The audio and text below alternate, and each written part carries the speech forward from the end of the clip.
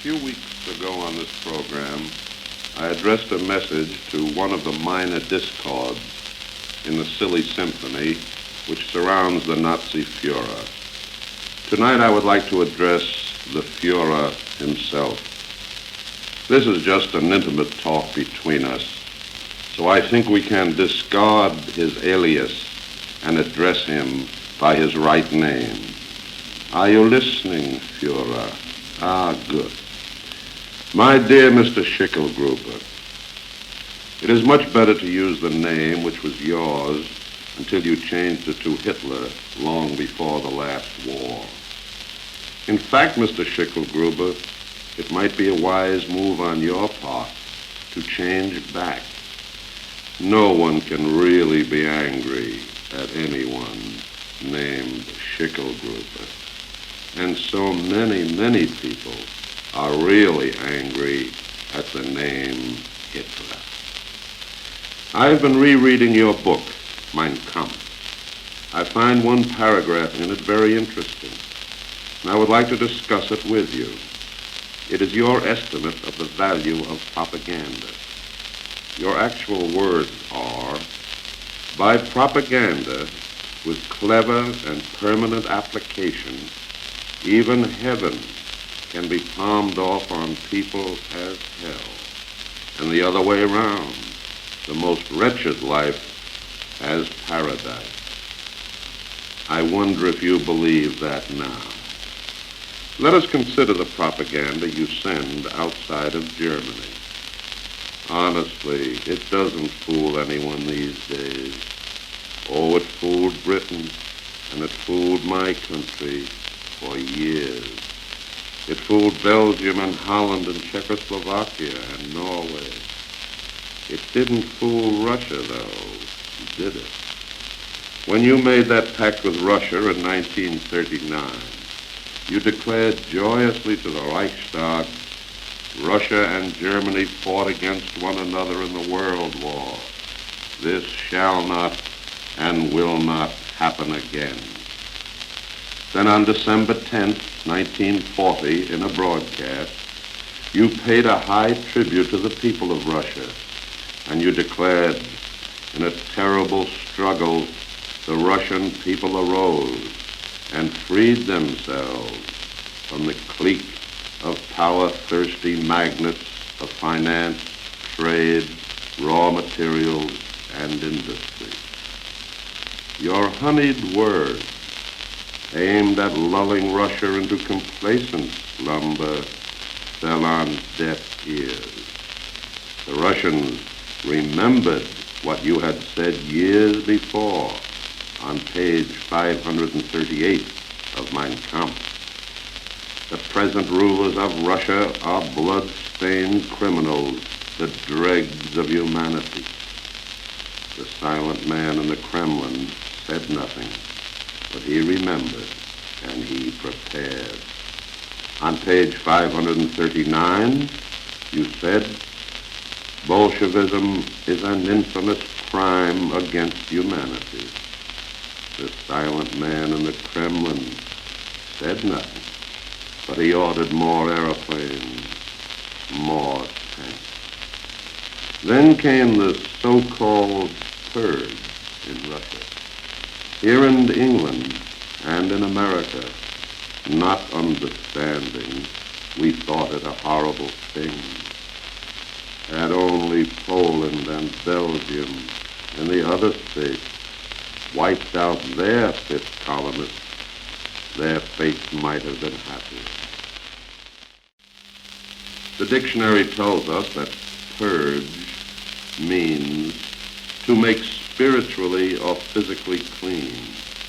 That Russian purge disturbed the world, but now we know that the silent man in the Kremlin was eliminating your fifth column in Russia. The Russians are realists. They knew that your eyes were lusting for the wheat fields of the Ukraine, the oil fields of Baku, the industrial plants of Leningrad and Kiev. They knew that fire could be fought only with fire, that those who lived by the sword had to die by the sword. Never again, Mr. Schicklgruber, can you raise the specter of Bolshevism to frighten those of us who live in democracies. Never again can you rant against the militaristic aims of the Soviet Union. History may say many things of your Russian campaign. History will never say that Russia invaded Germany. You counted, of course, on the fact that neither America nor England is particularly enamored of the Russian form of government. It is true that both Britain and my country, that's America, by the way, Mr. Schicklgruber, are quite satisfied with our present forms of government. It is equally true that our two democracies feel that Russia's form of government is entirely Russia's business. When I stand as they play the Russian national anthem in London, I am not implying that I favor the communistic structure over the political structure of my own country. I stand with respect as a tribute to the magnificent fight the people of Russia are making to preserve the new world they have created. You, Mr. S., are in the position of the hunter who shouted, "I've captured a bear, but he won't let me go." No, your propaganda doesn't fool people anymore, Mr. S. There was a time when we thought Dr. Goebbels to be a very sinister person. We thought that if we removed the boot from his left foot, we might conceivably find that it covered a cloven hoof. That was rather foolish of us. Now we realize that the silly little man only wears the trappings of a clown, that he leans on such weak reeds as the English traitor Joyce and the American traitor who broadcasts from Berlin under the name of Paul Revere. Of course, you can buy accents, either English or American, but it takes more than accents to win even a war of the wavelength. Every trick that your little Gabby man has tried to work in France has failed. You'll recall that on June 15th last, in an effort to popularize the once greatly respected but now despised Admiral Darlan, he ordered every shop in France to display the Admiral's picture. He ordered every newspaper in both occupied and unoccupied France to print a likeness of Darlan on its first page. The order was obeyed. But did your agents notice that somehow most of the pictures in the shop windows happened to fall face downward? Did your agents tell you proudly that every paper in France published Darlan's picture on page 1? But did they add, Mr. S., that more than half of the papers printed his picture in the 5th column? And now let's come to this new propaganda campaign which starts tomorrow in America. You know, Mr. S., Britain has eyes and ears all over Europe, even in Germany. And here we know all about your new peace offensive. It has died before it was born. Gabby Goebbels thought he could sell America this bill of goods, and the publicity from his agents there is all set to begin tomorrow. His agents will say, "Do the people of America know what the Lend-Lease bill really means?" It means, your agents will thunder, that America is a guarantor of a British victory. By implication, this means, too, that America has a moral obligation to help the allies of Britain. Now the new order has been established in Europe. There is peace in Denmark, Czechoslovakia, Poland, Belgium, Holland, France, Norway, Greece, Yugoslavia. Any American interference or aid will result in civil war in these countries, which are now happy under German protection. If America persists in helping Britain, it will mean chaos on the continent. That is the ingenious argument formulated by yourself and the good doctor. Some of your argument is true. America will continue to help Britain help the people of the countries you have temporarily conquered. You bet there'll be chaos on the continent, and heads will fall, and there will be just retribution. You say there is peace in countries in which you now hold temporary sway. Not peace, Mr. Schicklgruber, but paralysis. A paralysis which will only be temporary. Today the continent is a vast prison under martial law. You're right in saying that under the terms of the Lend-Lease Bill, my country owes a moral obligation to help Britain put her fallen allies on their feet again. The people of my country won't be surprised tomorrow when you point out that the Lend-Lease Bill was, in fact, a declaration of war against you. Mr. Schicklgruber, you have given orders to all of the continent which is under your control to publish prominently the speeches of Senator Wheeler, Mr. Hoover, Colonel Lindbergh, and others whom we loosely call isolationists. Don't take too much comfort from their speeches. Don't forget that they are just as American as are those of us who are 100% or even stronger intervention.